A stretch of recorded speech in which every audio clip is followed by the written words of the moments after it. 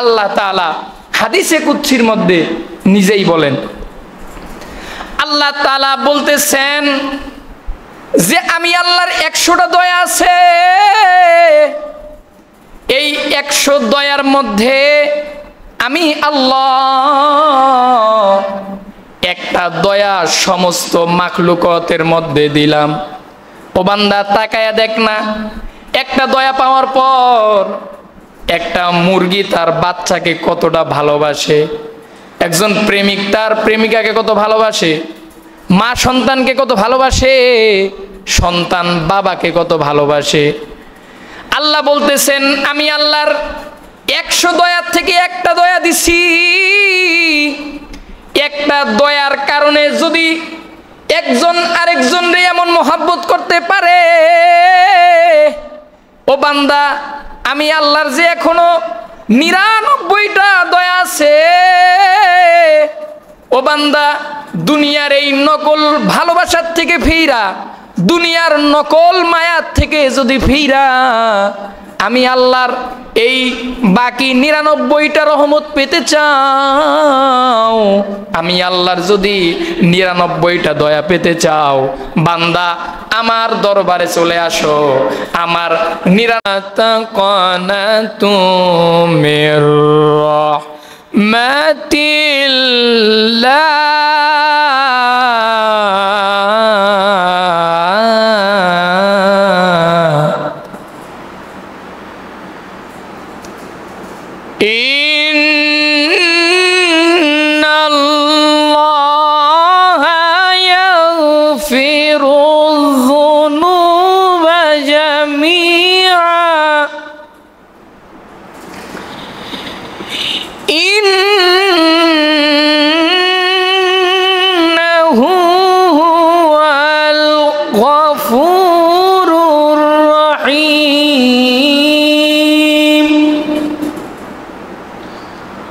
وقال رسول الله صلى الله عليه وسلم التائب من الذنب كمن لا ذنب له أو كما قال النبي عليه الصلاة والسلام। সকলে মহাব্বতে বলি আল্লাহুম্মা সাল্লি আলা মুহাম্মাদি ওয়া আলা আলি মুহাম্মাদ কামা সাল্লাইতা আলা ইব্রাহিম ওয়া আলা আলি ইব্রাহিম ইন্নাকা হামিদুম মাজিদ।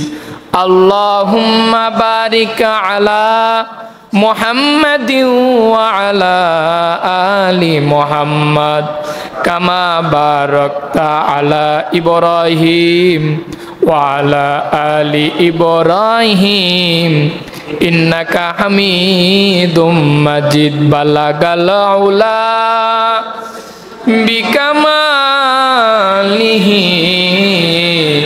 কাশাফাদ দুজা বিজামালিহি হাসনাত জামিউ খিসালিহি সাল্লু আলাইহি ওয়া আলিহি লা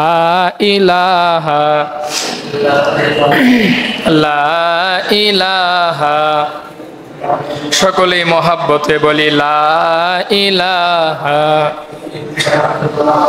লা ইলাহা লা ইলাহা ইল্লাল্লাহু মুহাম্মাদুর রাসূলুল্লাহ সাল্লাল্লাহু আলাইহি ওয়াসাল্লাম। আলহামদুলিল্লাহ সুম্মা আলহামদুলিল্লাহ।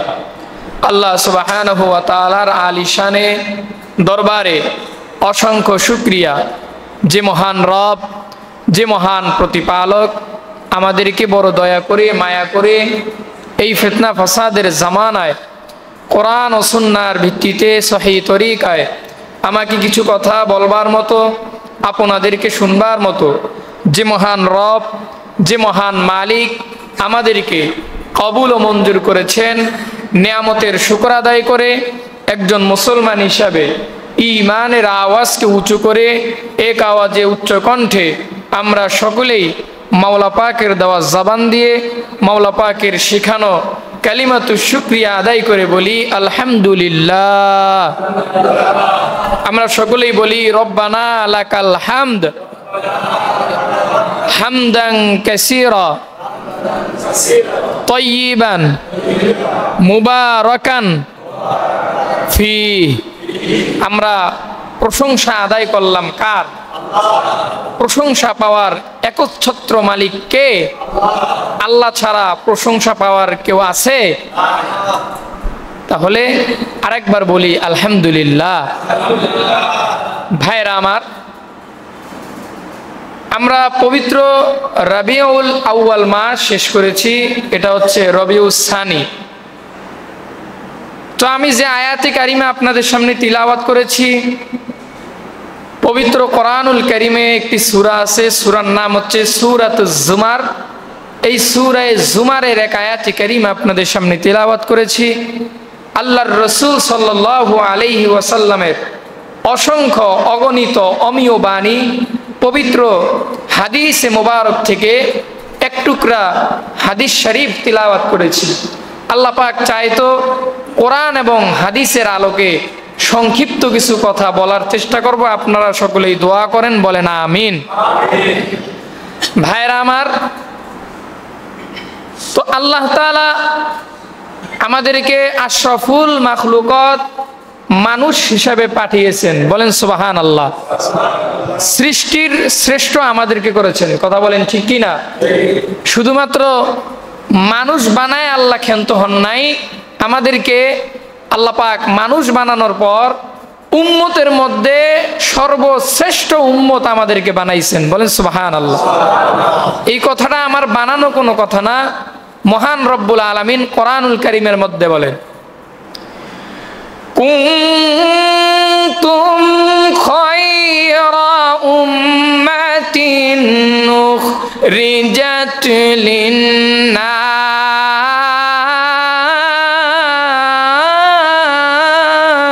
বলেন আল্লাহু আকবার। তা'মুরুনা বিল মারুফি ওয়া তানহাউনা আনিল মুনকার। আল্লাহ তাআলা বলতেছেন, কুনতুম খায়রা উম্মাতিন উখরিজাত লিন্নাস, যে মানুষের মধ্যে সর্বশ্রেষ্ঠ উম্মত আল্লাহ পাক এই মুহাম্মাদি উম্মতকে বানাইছেন, বলেন সুবহানাল্লাহ। এই মুহাম্মাদি উম্মতের কাজ কি? তা'মুরুনা বিল মা'রুফ ওয়া তানহাউনা আনিল মুনকার, সৎ কাজের আদেশ দেওয়া, অসৎ কাজ থেকে বিরত রাখা, এটা উম্মতে মুহাম্মাদির কাজ। কিন্তু আজকে যে আমরা সৎ কাজের দাওয়াত দেই, আমাদের দাওয়াতের সিস্টেম, আমাদের কথায় মানুষ যেই পরিবর্তন হয়, আর আগের জামানায় আমাদের আকাবিররা যেভাবে দাওয়াত দিয়েছে, যেমন শাহজালাল ইয়েমিনি রহমাতুল্লাহ আলাই সিলেটের জমিনে দাওয়াত দিছে না? শত শত হাজার হাজার বেধর্মীরা তাদের দাওয়াতে ঈমান গ্রহণ করেছেন, বলেন সুবহানাল্লাহ। তো আল্লাহ পাক বলতেছেন, ওয়ালতাকুম মিনকুম উম্মাতুন ইয়াদউনা ইলাল খাইর, যে এই উম্মতের মধ্যে ওই উম্মতটা সর্বশ্রেষ্ঠ যে তা'মুরুনা বিল মারুফ ওয়া তানহাউনা আনিল মুনকার, যারা মানুষকে সৎ কাজের আদেশ করে, এবং কোথাও যদি একটা অসামাজিক অসৎ কাজ হয়, কেউ যদি খারাপ একটা কাজ করে, সেই কাজ থেকে যারা ওই জাতিকে ফিরায় রাখে, তারাই হলো ওয়ালতাকুম মিনকুম উম্মাতুন ইয়াদউনা ইলাল খাইর, তারাই হচ্ছে সর্বশ্রেষ্ঠ, বলেন সুবহানাল্লাহ। তো ভাইরা আমার, আল্লাহ তাআলা আমাদেরকে মুসলমান করেছেন। কি করেছেন? মুসলমান বানাইছেন। এটা কিন্তু মানে কিভাবে যে আপনি শুকরিয়া আদায় করবেন, এটার শুকরিয়া আদায় করার কোনো ভাষা নাই। আল্লাহ তো চাইলে আমাদেরকে হিন্দু বানাইতে পারতেন, কথা কোন ঠিক কি না? পারতেন না? খ্রিস্টান বানাইতে পারতেন না? পারতেন, কিন্তু আল্লাহ বানায় নাই।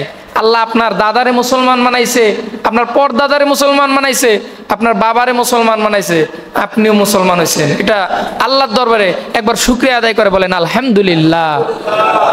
ভাইরা আমার, তো আল্লাহ তাআলা মুসলমান বানাইছেন আমাদেরকে, এরপর আল্লাহ সূরা জুমারের এক আয়াতের মধ্যে বলেন, আল্লাহ তাআলা বলতেছেন, কুল ইয়া ইবাদিয়াল্লাযীনা আসরাফু আলা আনফুসিহিম লা তাকুনাতু মির রাহমাতিল্লাহ। আল্লাহ তাআলা বলতেছেন, কুল, হে নবী আপনি বলুন, ইয়া ইবাদিয়াল্লাযীনা আসরাফু, আমার ওই সমস্ত বান্দা বান্দীদেরকে, কোন বান্দা বান্দীদেরকে আল্লাহ বলতেছেন? আল্লাহ বলেন, আল্লাযীনা আসরাফু আলা আনফুসিহিম, আমার যেই বান্দা বান্দীরা নিজেদের নফসের উপর জুলুম করেছে, নিজেদের উপর জুলুম করেছে, অন্যায় করেছে, অন্যায় করে ভয় পাইতেছে, গুনাহ করে মনে করতেছে যে আমি আল্লাহ তাদেরকে মাফ করব না। নবী হে, আপনি ওই সমস্ত উম্মতদেরকে বলে দেন, আমার ওই সমস্ত বান্দাদেরকে বলে দেন, লা তাকুনাতু মির রাহমাতিল্লাহ, তারা যেন আমি আল্লাহর দয়া থেকে নিরাশ না হয়। বলেন সুবহানাল্লাহ।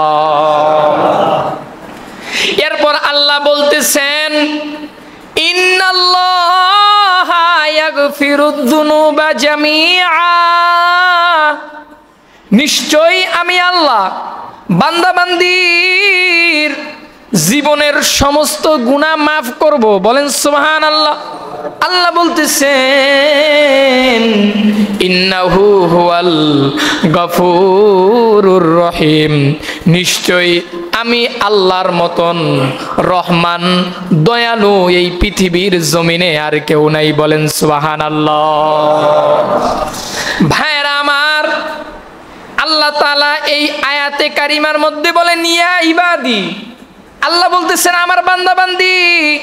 আল্লাহ বান্দা বান্দি বইলা শুধুমাত্র মুসলমানকে বলেন নাই, আল্লাহ বান্দা বান্দি বইলা আল্লাহ এখানে খ্রিস্টানদেরও ডাক দিছেন, আল্লাহ এখানে বৌদ্ধদেরকেও ডাক দিছেন, আল্লাহ ইহুদিদেরকেও বলছেন, আল্লাহ মুশরিকদেরকেও বলছেন, ও আমার বান্দারা, তোমরা যারা মূর্তি পূজা করছো, তোমরা যারা দুর্গা পূজা করছো, এখন তোমাদের মনের মধ্যে একটা ভয় আসছে যে আমি তো দুর্গা পূজা কইরা ফালাইছি, আমি তো শিরিক করছি, আমি তো আগুন রে পূজা করছি, আল্লাহ কি আমারে মাফ করবে? আল্লাহ বলেন, বান্দা আয়, আমি আল্লাহর দরজা বান্দা তোর জন্য 24 ঘন্টা খোলা। আমি আল্লাহ কোরআনের মধ্যে বললাম, লা তাকুনাতু মির রাহমাতিল্লাহ, আমি আল্লাহর দয়া তোর জন্য 24 ঘন্টা খোলা। বলেন সুবহানাল্লাহ। আল্লাহ সবাইকে ডাক দিছেন, শুধুমাত্র মুসলমানকে বলেন না যে মুসলমান তোমরা আসো। আল্লাহ বেধর্মীদেরকে বলছেন যে তোরা গুনাহ করছস, শিরিক করছস, আয় আমি আল্লাহর দরবারে আয়, তওবা কর, তওবা করে ঈমান আন, ঈমান এনে কালিমা পড়, আমি আল্লাহ কালিমা পড়ার সাথে সাথে তোর পিছনের যত গুনাহ আছে সব গুনাহ মাফ করে তোরে বেগুনা মাসুম বানায় দেব। বলেন সুবহানাল্লাহ। তো ভাইরা আমার, এই কথাগুলোর থেকে বুঝলাম আল্লাহ হলেন রহমান, আল্লাহ হলেন দয়ালু। আল্লাহ কি? আল্লাহর দয়ার কি কোনো সীমা আছে? আপনি কি আল্লাহর দয়া গণনা করে লিখতে পারবেন? সমুদ্রের যত পানি আছে সব পানিরে যদি কালি বানায়া আল্লাহর দয়ার, আল্লাহর রহমতের সীমাগুলো লেখেন, লেখা শেষ করতে পারবেন? আমার আল্লাহর দয়ার কোনো সীমা নাই, আমার আল্লাহর দয়ার কোনো বাউন্ডারি নাই। দুনিয়ার মধ্যে একজন আরেকজনকে মহাব্বত করে, মহাব্বতের বাউন্ডারি আছে। যে নেতার সাথে কতক্ষণ, যতক্ষণ নেতার পকেটে টাকা আছে ততক্ষণ নেতার সাথে দয়া আছে। নেতা যখন, নেতার ক্ষমতা যখন চইলা যায় তখন কিন্তু কর্মীরা আর কোনো খবর থাকে না। কতক্ষণ ঠিক কিনা? মানে স্বার্থ যতক্ষণ ততক্ষণই থাকে। এটা তো আপনারা প্রমাণ দেখছেন, পাইছেন না প্রমাণ? যে আগে অনেক হ্যাডাম নিয়ে চলছে, এখন ক্ষমতাও নাই, কর্মীও নাই, দলও নাই, কোনো কিছুই নাই। কথা কোন ঠিক কি না? এটা হচ্ছে দুনিয়ার নিয়ম ভাই, কিন্তু আল্লাহর নিয়ম এটা না। আপনি আল্লাহর একবার আল্লাহর রসুলরে একবার খালি হাত করে নেন, দেখেন দুনিয়ায় তো আল্লাহ আপনাকে স্বার্থপরের মতো ব্যবহার করবে না, দুনিয়ায় আল্লাহ আপনাকে ভালো রাখবে। কিয়ামতের কঠিন ময়দানে, হাসরের কঠিন ময়দানে, যেদিন দুনিয়ার নেতা নেত্রী এগুলো তো বাদ দিলাম, নিজের বাবা নিজের সন্তানকে যেদিন চিনবে না, ওই দিন আল্লাহর রসুল আপনাকে আমাকে ডাক দিয়ে বলবে, ইয়া উম্মতি, তুই তো আমার উম্মত, তুই তো আমার জন্য কষ্ট করছিলি, তুই তো আমাকে নিয়ে অনেকেই অনেক রকম মন্তব্য করেছিল, কুরুচিপূর্ণ মন্তব্য করেছিল, আমি রসুলের দাড়ি মুবারক নিয়ে অনেকে খারাপ মন্তব্য করেছিল, আমি রসুলের বিবাহ নিয়ে অনেকে খারাপ কথা বলেছিল। উম্মত, তুই তো তখন দৌড় দিছিলি, তোর তো শক্তি ছিল না, তারপরে তুই ঈমানের বলে বলিয়ান হয়ে তুই মাঠে ময়দানে নামছিলি, তুই মিছিলে গেছিলি, তুই জানছিলি যে ওই সময় মিছিলে গেলে বের হলে উপর লেভেল থেকে একটা মারাত্মক ক্ষতি হতে পারত, কিন্তু তুই ক্ষতির দিকে তাকাস নাই। তুই আমি রসুলের মহাব্বতে মাঠে ময়দানে নেমে আমি রসুলের ইজ্জতকে রক্ষার্থে তুই ঈমানের বলে বলিয়ান হয়ে মাঠে নামছিলি, ওই যে মহাব্বত করছিলি। উম্মত আয়, আজকে তোর মতো উম্মতরে রাইখা আমি রসুল কেমনে জান্নাতে থাকবো? আমি একা জান্নাতে যাব না, তোর মতো আব্দুর রহিম, আব্দুল কুদ্দুস উম্মতরে নিয়েই আমি জান্নাতে যাব। বলেন সুবহানাল্লাহ। তাহলে আমরা আল্লাহ এবং আল্লাহর রসুলের মহাব্বতে আকৃষ্ট হব, কারণ এই মহাব্বতের মধ্যে কি নাই? কোনো স্বার্থ নাই। স্বার্থ আছে? স্বার্থ নাই। ও ভাই, আপনি এই দুনিয়ায় কোন মহাব্বতটাকে আপনি একেবারে পিওর মহাব্বত মনে করবেন? মা বাবার ভালোবাসার মধ্যেও স্বার্থ। যেমন এই ঘটনা আমি আপনাদেরকে বলছিলাম, 1-1.5 মাস আগের ঘটনা। ব্রাহ্মণবাড়িয়ায় দেখলেন না, মা পরকীয়ায় লিপ্ত ছিল। এটা যখন ছোট একটা সন্তান থেকে ফেললো, জেনে ফেললো যে আমার মা পরকীয়ার মধ্যে লিপ্ত। মা যখন এটা দেখলো, মা দেখা ওই পরকীয়া প্রেমিকের ভালোবাসায় আকৃষ্ট হয়ে নিজের পেটের সন্তানকে মা হত্যা করে ফেলছে। নাউজুবিল্লাহ। এটা কি আপনাকে 1450 বছর আগের ঘটনা শুনাইলাম নাকি? তো কোন ঘটনা শুনাইছি? সোনার বাংলার ঘটনা মিয়া, ব্রাহ্মণবাড়িয়া। মা নিজের সন্তানকে হত্যা করছে, স্বার্থে আঘাত লাগছে, সন্তানকে হত্যা করছে। কিন্তু আল্লাহ পাক হলেন রহমানুর রহিম, আল্লাহ হলেন দয়ালু। আল্লাহ তো সূরা ফাতিহার মধ্যে বলতেছেন, আলহামদুলিল্লাহি রাব্বিল আলামিন আর রহমানির রহিম। আল্লাহ বলতেছেন, আমি আল্লাহই তো হলাম রহমান, আমি আল্লাহই তো হলাম রহিম, আমি আল্লাহ দয়ালু। ও বান্দা, তোরা কার পিছে ঘুরতেছিস? দুনিয়ায় যাদের পিছনে ঘুরতেছস, এগুলো সব হচ্ছে ছলনা, মিথ্যা মায়া। এই মিথ্যা মায়া ছেড়ে আমি আল্লাহর দরবারে যদি আসতে পারোস, আল্লাহ তাআলা হাদিসে কুদসির মধ্যে নিজেই বলেন, আল্লাহ তাআলা বলতেছেন যে আমি আল্লাহর 100টা দয়া আছে, এই 100 দয়ার মধ্যে আমি আল্লাহ একটা দয়া সমস্ত মাখলুকাতের মধ্যে দিলাম। ও বান্দা, তাকায়া দেখ না, একটা দয়া পাওয়ার পর একটা মুরগি তার বাচ্চাকে কতটা ভালোবাসে, একজন প্রেমিক তার প্রেমিকাকে কত ভালোবাসে, মা সন্তানকে কত ভালোবাসে, সন্তান বাবাকে কত ভালোবাসে। আল্লাহ বলতেছেন আমি আল্লাহর 100 দয়ার থেকে একটা দয়া দিছি। একটা দয়ার কারণে যদি একজন আরেকজনরে এমন মহব্বত করতে পারে, ও বান্দা, আমি আল্লাহর যে এখনো 99টা দয়া আছে,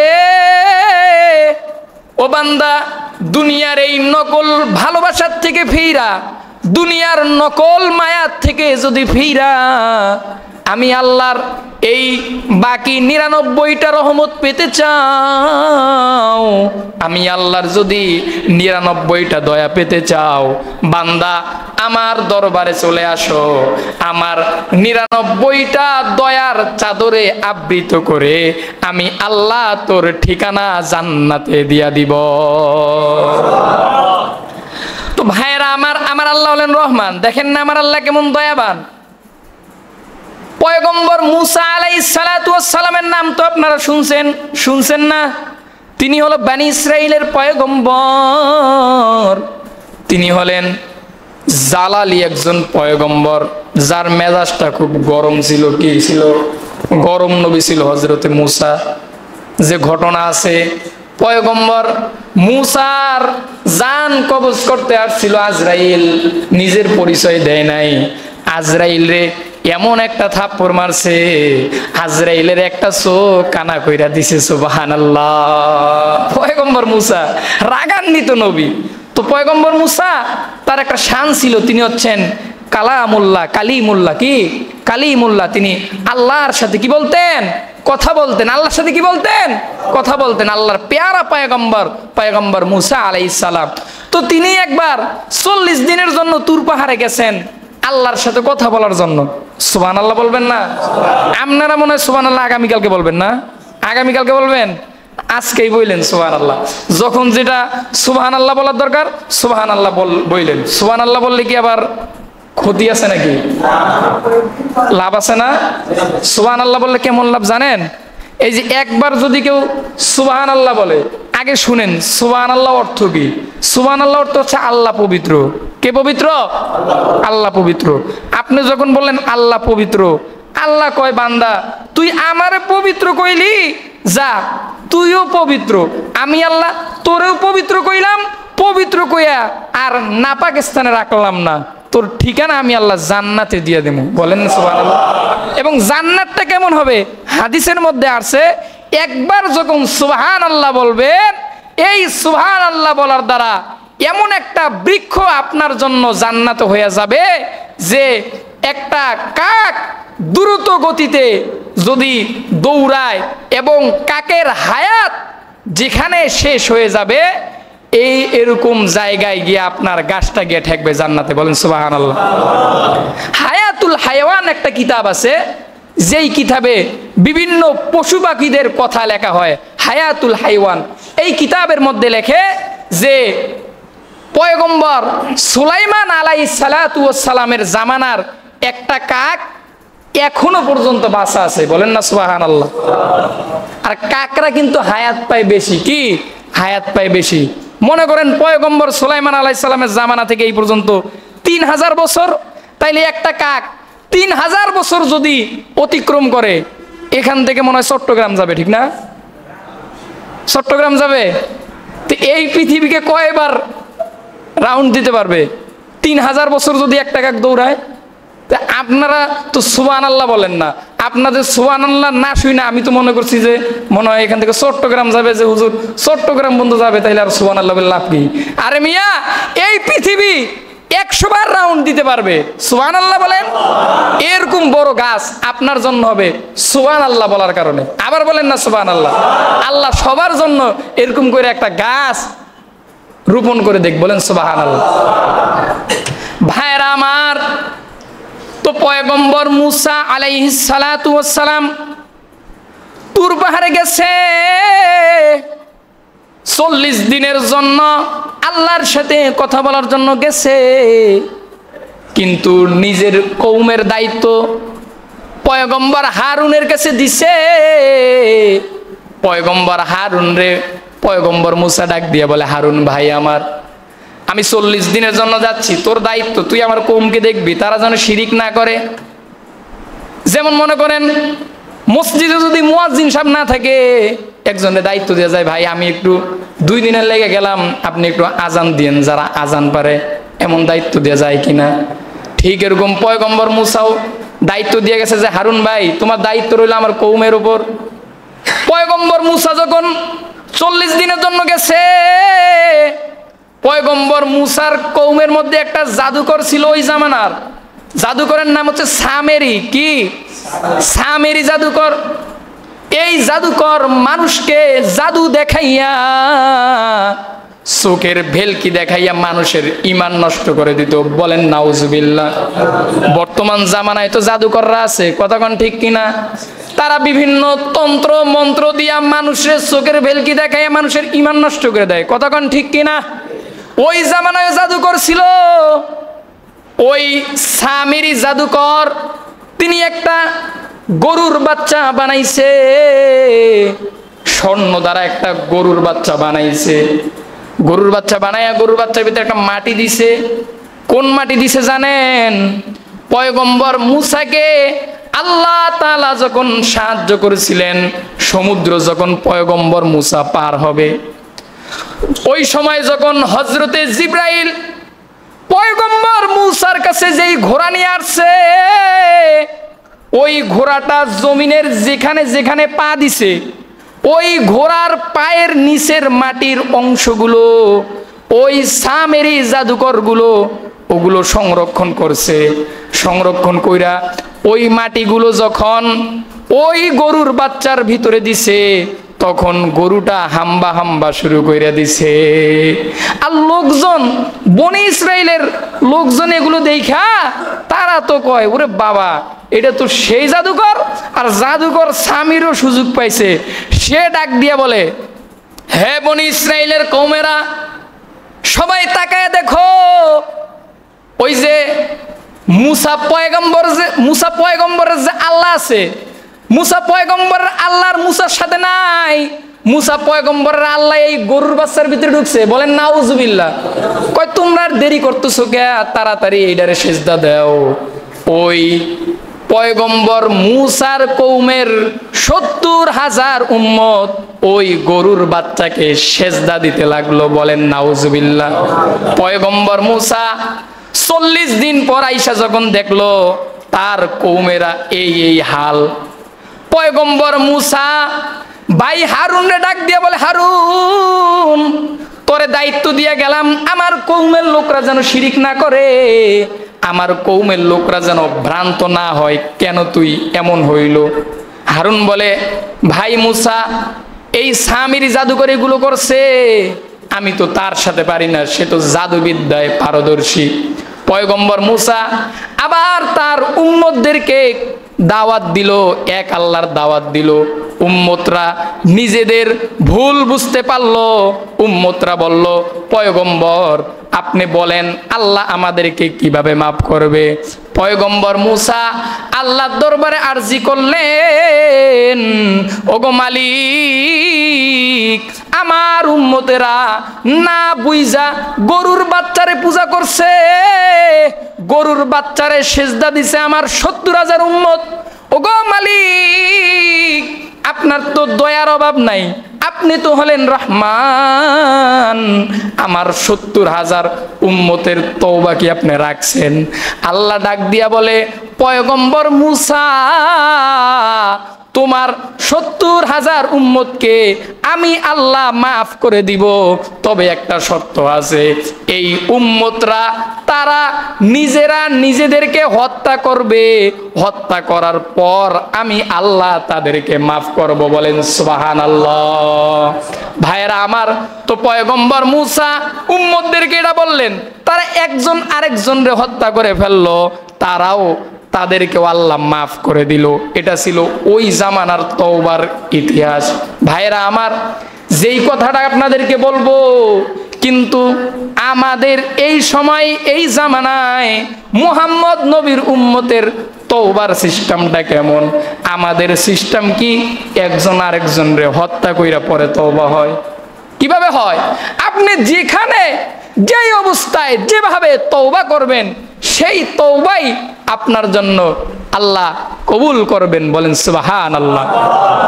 ভাইরা আমার, তাই আসুন, জীবনে অনেক গুনাহ করছি, আজকে যে আয়াতে কারিমা আপনাদের সামনে তিলাওয়াত করেছি, আল্লাহ তাআলা বলতেছেন, কুল ইয়া ইবাদিয়াল্লাযীনা আসরাফু আলা আনফুসিহিম লা তাকনাতু মির রাহমাতিল্লাহ। আল্লাহ তাআলা বলতেছেন, ওগো সরকার, উম্মতরে জানায়া দেন, আপনার যেই উম্মত অনেক গুনাহ করছে, গুনাহ কইরা কইরা নিজেদের নফসের উপর জুলুম করছে, এখন মনে করতেছে আমি আল্লাহ তাদেরকে মাফ করব না। বন্ধু মোহাম্মদ, তাদেরকে সুসংবাদ দেন, আমি আল্লাহ অবশ্যই অবশ্যই তাদেরকে মাফ করে দিব। বলেন সুবহানাল্লাহ। ভাইরা আমার, তাই আসুন, আমরা জীবনে অনেক গুনাহ করেছি। আমরা হয়তো মনে করতে পারি যে হুজুর আমার কপালে কি তওবা আছে? ভাই হ্যাঁ আছে, আপনার কপালে তওবা আছে। ওই পয়গম্বর মুসার জামানার মতো তওবার সিস্টেম এখন না, এবং অন্যান্য জামানায় তওবার সিস্টেম আরো কঠিন ছিল। যেমন পয়গম্বর আদম, ঘটনা লম্বা। পয়গম্বর আদম একটা ভুল করছে, ভুলের জন্য আল্লাহর দরবারে তওবা করছে। আল্লাহ বললে এখানে তওবা করলে হবে না, তওবা করার জন্য জাবালে রহমতের মধ্যে যেতে হবে। জাবালে রহমতের মধ্যে গিয়া পয়গম্বর আদম তওবা করলেন, আল্লাহ তওবা কবুল করলেন। কিন্তু উম্মতে মুহাম্মাদের জন্য আল্লাহ বলেন নাই মক্কা মদিনায় গিয়া তওবা করে আইবি, আল্লাহ বলেন নাই অমুকের স্থানে গিয়া তওবা করবি। আল্লাহ বলছেন তুই যেখানে থাকস, খালি যদি একটু অনুনয় বিনয় নিয়া আমি আল্লাহরে ভয় কইরা চোখ দিয়ে দুইটা পানি ফালাইয়া তওবা করস, আমি আল্লাহ তোর তওবা কবুল করে নেব। বলেন সুবহানাল্লাহ। ভাইরা আমার, আল্লাহ তাআলা আমাদেরকে খাঁটি তওবা করার তৌফিক দান করুন, সকলে বলেন আমিন। ভাইরা আমার, আমি গত জুমায় হিন্দু সম্প্রদায় নিয়ে কিছু কথা বলছিলাম এবং একটা আয়াতে কারিমা বলছিলাম যে লাকুম দীনুকুম ওয়ালিয়া দিন।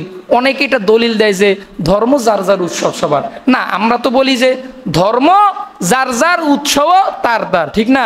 আর এ কথাও আমি আপনাদেরকে বলছি যে তারা তাদের উৎসব পালন করুক, কোনো সমস্যা নাই। যেহেতু এটা স্বাধীন দেশ, সাম্প্রদায়িক সম্প্রীতি, সকলেই সকলের ধর্মের অনুষ্ঠানগুলো ঠিকভাবে করতে পারবে, কোনো বাধা নাই, কোনো সমস্যা নাই। কিন্তু ভাই, একটা অনাকাঙ্ক্ষিত ঘটনা আপনারা জানলে শরীরের রক্ত গরম হয়ে যাবে যে আমাদের কাশিমপুরের মতো অঞ্চল, যে অঞ্চলে মসজিদ মাদ্রাসার কোনো অভাব নাই। কথা বলেন ঠিক কিনা? আমি তো মনে করি এই কাশিমপুর মুসলমান ইমানদারের ঘাঁটি। এই কাশিমপুরে এমন একটা ঘটনা ঘটে গেছে, আপনারা শুনলে চমকে যাবেন। এই যে 5 নং ওয়ার্ড সুরাবাড়ি ভূমিহীন আশ্রয়ন প্রকল্প, সেখানে একটা পূজা মণ্ডপ আছে। সেই পূজা মণ্ডপের সহসভাপতি ভূজেন্দ্র সরকার, তিনার দ্বারা পাশের বাড়ির আমার এক মুসলিম বোন 8 বছরের একটা কন্যা সন্তান এই ভূজেন্দ্র সরকার দ্বারা ধর্ষিত হয়েছে। বলেন নাউজুবিল্লাহ। 8 বছরের একটা কন্যা সন্তানকে ধর্ষণ করেছে এই ভূজেন্দ্র সরকার। তাকে বিভিন্ন প্রলোভন দেখে তার ঘরের মধ্যে নিয়ে এই অবস্থা করছে। ওই কন্যার ভাই, বড় ভাই নিজে সাক্ষী দিয়েছে এবং তাকে পুলিশ গ্রেফতার করেছে। আমি তো মনে করি এই গ্রেফতার করা এটা শুধুমাত্র তালবাহানা, তৌহিদি জনতার হাত থেকে, মাইরের হাত থেকে বাঁচানোর জন্য গ্রেফতার করেছে। আমি মনে করি এদের মতো ধর্ষণকারীকে এদেরকে নিয়ে গিয়া কয়েকদিন পর জামাই আদর দিয়া তারপর আবার বের করে দেয়। কথা বলেন ঠিক কিনা? কারণ এদের উপর লেভেলে আছে একটা সংগঠন, ইসকন নামের এক সংগঠন। তারা কোটি কোটি টাকা ইনভেস্ট করে মুসলমানদের কন্যাগুলোকে কিভাবে খারাপ পথে আনা যায়, ধর্ষণ করে তাদের জীবন নষ্ট করা যায়, তারা সব সময় এরকম একটা মন মানসিকতা নিয়ে ঘুরে। ভাইরা আমার, আমি তো বলতে চাই এদের বিচার শুধুমাত্র এই যে মানুষকে দেখাবে যে এই যে নিয়ে গেলাম শেষ বিচার না। আমরা তো মুসলিম তাওহীদি জনতা মিলে সবাই এক কণ্ঠে আওয়াজ দিয়ে বলতে চাই এদের মতো খারাপ লোকদেরকে ফাঁসি দিতে হবে এই বাংলার জমিনে। কথা বলেন ঠিক কিনা? ভাইরা আমার, আমার খারাপ লাগছে তখন, সে একটা হিন্দু। আজকে যদি এটা কোনো মুসলিম পরিবারের কোনো মুসলিম পুরুষ এবং হিন্দু পরিবারের যদি কোনো মেয়ে এই ঘটনাটা যদি আজকে ঘটতো, নাউজুবিল্লাহ, আল্লাহ মাফ করুক, যদি এই ঘটনা ঘটতো, তাহলে দেখতেন হলুদ মিডিয়া ৭১ আর ৭২ মিডিয়ার অভাব থাকতো না এগুলোকে প্রচার করার জন্য। কথা কোন ঠিক কিনা? এবং মুসলমান নামের কিছু কিছু মুনাফিকও এগুলোর পিছে লেগে যেত। কথা কোন ঠিক কিনা? কিন্তু আজকে হিন্দু দ্বারা হয়েছে ওই মেয়ের পরিবারের সঙ্গে কাল ওলামায়ে কেরাম আমরা কাশিমপুরের আমরা সশরীরে গিয়ে কথা বলছি। সেই মেয়ের পরিবার বলছে আমরা এই ধর্ষকের কঠিন শাস্তির বিচার দাবি করছি। ভাইয়েরা আমার, আমরাও কাশিমপুরের মুসলিম তৌহিদি জনতা, এটা কোনো দল মত বুঝি না ভাই, এটা হচ্ছে ইমানি দায়িত্ব। কথা কোন ঠিক কিনা? সে আমার মুসলিম বোন, আপনার শরীরে কি কষ্ট লাগছে না ভাই? মুসলিম বোন আজকে ওই মুসলিম বোনকে ধর্ষণ করেছে, কালকে যদি আমার আপনার মেয়ে বোনকে ধর্ষণ করে কেমন লাগবে ভাই? কেমন লাগবে? খারাপ লাগবে। তাই আসুন এখন থেকে আমরা সজাগ থাকি, চৌকান্ন থাকি, আমাদের মেয়েগুলোকে আমরা সব সময় সাবধানে রাখবো এবং এই বিষয়ে এই ধর্ষণের বিচারের শাস্তির দাবিতে আমরা কাশিমপুরের ওলামায়ে কেরাম আজকে বিক্ষোভ মিছিল করব। এই জুমার নামাজের পর আমরা সবাই কাশিমপুর থানার সামনে যাব ইনশাআল্লাহ। এই এলাকার সব মসজিদ থেকে যাবে, এটা ওলামায়ে কেরাম দাওয়াত দিয়েছেন। আমি আপনাদেরকে বলার কাজ বলে দিলাম ভাই, এটা কোনো দলীয় মিছিল হবে না, এটা কোনো দলীয় কোনো কিছু না, এটা আমাদের ইমানি দায়িত্ব। সেই ধর্ষকের বিচার যেন অনতি বিলম্বে কঠিনভাবে করে, এজন্য আমরা কাশিমপুর থানার সামনে এটার একটা সমাবেশ হবে বিচারের দাবিতে। আমরা যারা যারা পারি, যাদের সময় হয়, ইমানি দায়িত্বে আমরা সকলেই উপস্থিত হওয়ার চেষ্টা করব। সকলে বলেন ইনশাআল্লাহ। এবং আল্লাহ তাআলা যেন ওই মেয়েটাকে হেফাজত করেন এবং এরকম মুসলিম লুচ্চাদের থেকে আল্লাহ পাক যেন আমার মুসলিম সম্প্রদায়ের মা বোনদেরকে হেফাজত করেন। বলেন আমিন। ওয়া আখিরু দাওয়ানা আনিল হামদুলিল্লাহি রাব্বিল আলামিন। আমরা যারা ক্বাবলাল জুমা সুন্নাত 4 রাকাত পড়িনি আমরা পড়িনি।